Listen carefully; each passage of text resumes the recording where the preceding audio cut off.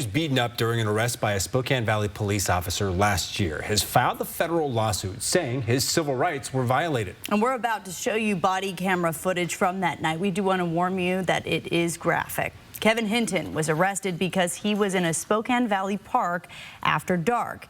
Hinton told Spokane Deputy Clay Hilton that he'd move his car and find another place to go, but Sergeant Hilton wouldn't let him go until he showed his ID. Hinton refused, and the situation escalated, and Hinton was pulled out of the car and struck several times by the sergeant. Hinton suffered several injuries, including several broken ribs, a concussion, and a punctured lung.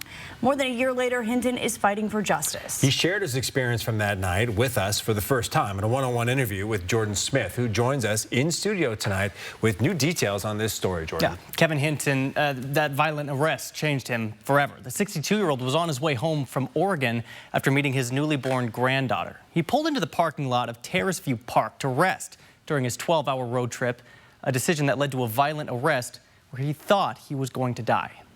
How often do you think back to that night? Every day.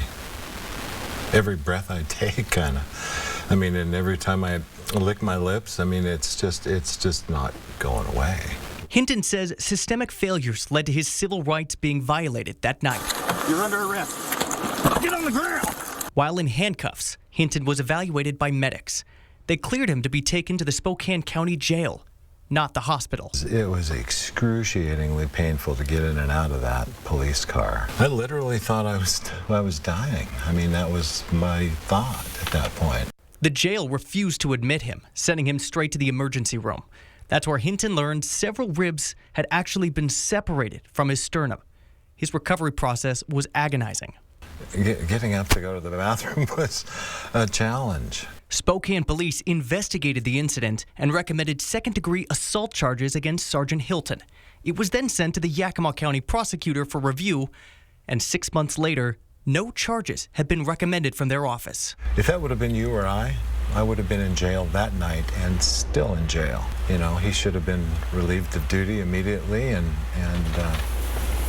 dealt with accordingly. Hinton has filed a federal lawsuit saying there are systemic failures in the sheriff's office and the county when it comes to keeping citizens safe. The lawsuit also claims that Sergeant Hinton was actually involved in a previous excessive force complaint 3 months prior to this incident, a case where Judge George Fearing wrote this about Sergeant Hilton, suggesting, quote, he works as a law enforcement officer not to serve others and benefit the Spokane community, but to intimidate and dominate.